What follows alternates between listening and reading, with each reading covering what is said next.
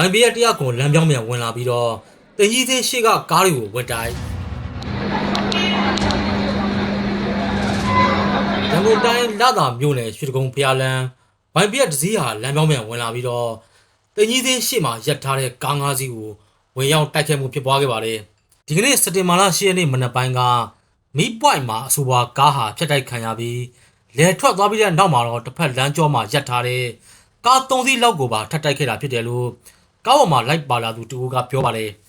ကားသမားကတော့တကားဖွင့်မပေးဘဲနဲ့ထွက်ပြေးသွားခဲ့ပြီး